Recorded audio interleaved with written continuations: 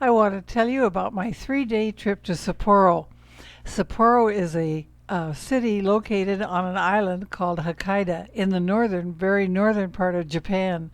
Climate is very different than it is where Curtis lives, and it is they have a very short summer season from the middle of May till the middle of June is what they consider their summer season. So you can imagine that their growing season for plants is very limited. That's why they use so many little greenhouses over all their plants, I imagine.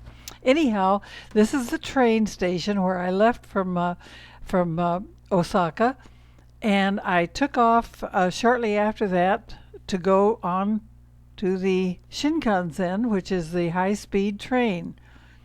And I'm trying to show you that. There's the front end of the Shinkansen. These trains travel at about 200 miles an hour. So you don't see pictures out of the window that are real good. That's why some of my pictures seem to be a little blurred because the train's just going so fast that it's hard to get a good shot. But it is a very comfortable train. They have food carts going through the train all the time that you can buy from if you want to. Actually, Curtis had sent me off with a couple of goodies that I could enjoy eating. And then when I got there that night, I didn't have anything else to eat all day because I was just really sort of enchanted with all that was going on around me.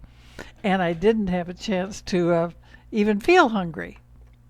The next thing I did after I got well, I should tell you that I had 4 changes on this trip where I had to change trains. So that was a bit challenging for a new traveler in Japan. But I got along fine, of course, along with the help of a lot of people who could sense my somewhat uncertain temperament, I guess, that rushed to my help. Anyhow, here's a picture of the skyline of one of the cities, probably Osaka, as I was leaving. In fact, I'm quite sure it was Osaka because I remember that I wanted to get a picture that would show some of the city life.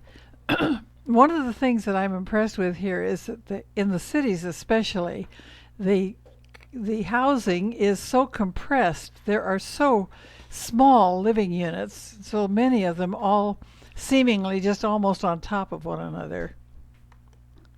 This couple that I met on the train were an interesting couple. They're from Santa Cruz, California. As you can tell, he's a Caucasian and she's Japanese. He is a engineer in the Silicon Valley, and she has a little home cottage industry that she manages. I think probably helping people who are coming in from the Japanese and Orient to get adjusted to their life in the States.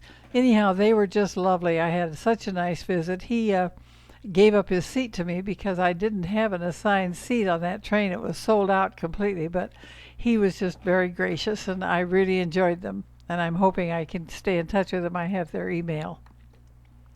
This was fun. I was up in the town of Hashinoho, and I was waiting in the station for my train to come in, where I had to make a change. Most of you remember that my friend Rue McClanahan was in this Broadway hit Wicked.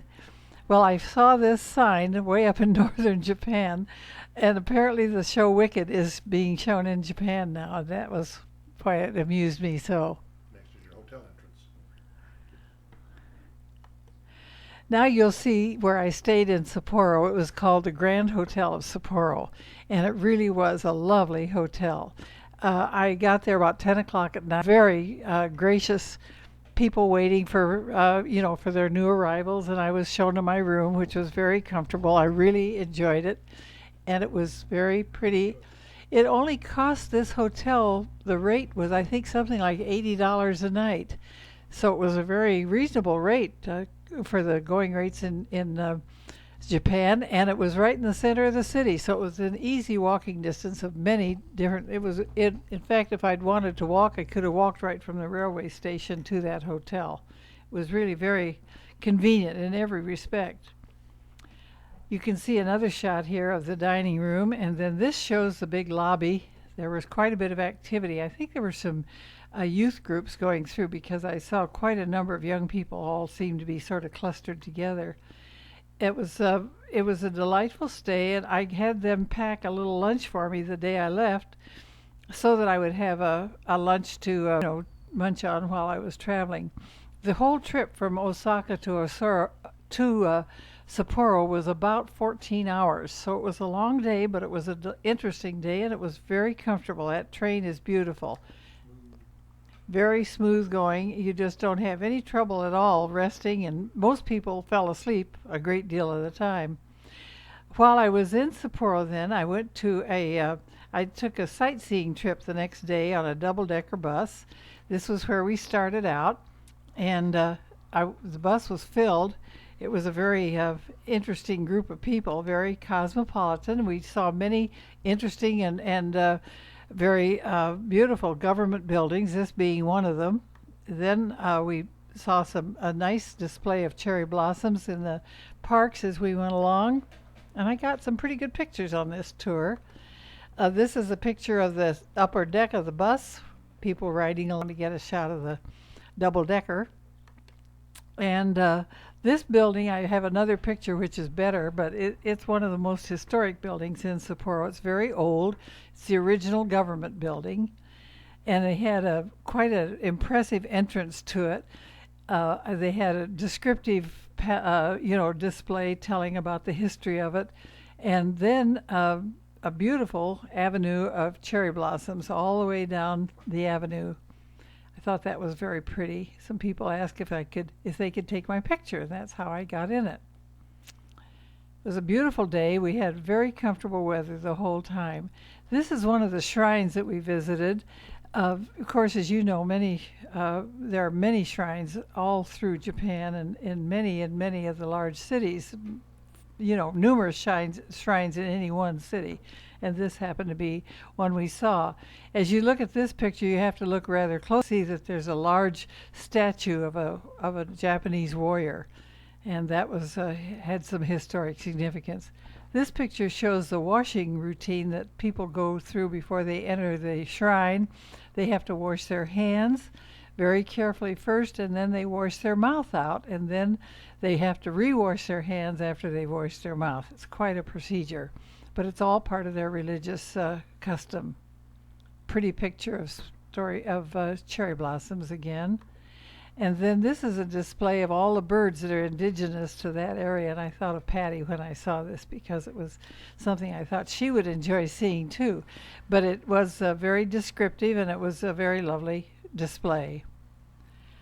As we left there, then we started on down the avenue, and we went to what's called the wholesale market of Sapporo.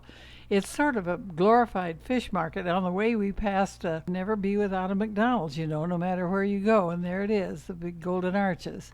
And then we went on to, before we got to the wholesale market, we saw a very famous area called the Chocolate Factory. Sapporo is known for its manufacture of chocolates, and it's like a theme park. It's beautifully built up, and it's a real tourist attraction. Here you'll see figures that they've carved and molded out going up the chimney, the side of the building. Those aren't real people. Those are carved figures. And then they had these little high houses perched up all along the way. You can see a couple of them on down beyond this one. And this shows another depiction of the little men climbing up the side, and on this side of the picture you'll see the man pulling the rope that's drawing them up the other side of the chimney.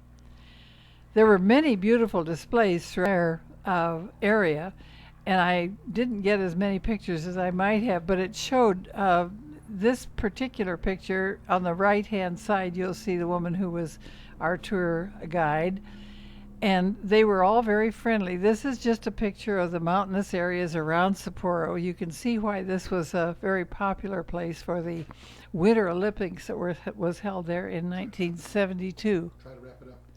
Now I'm going to finish up, I think, by telling you this is another picture of the ocean area.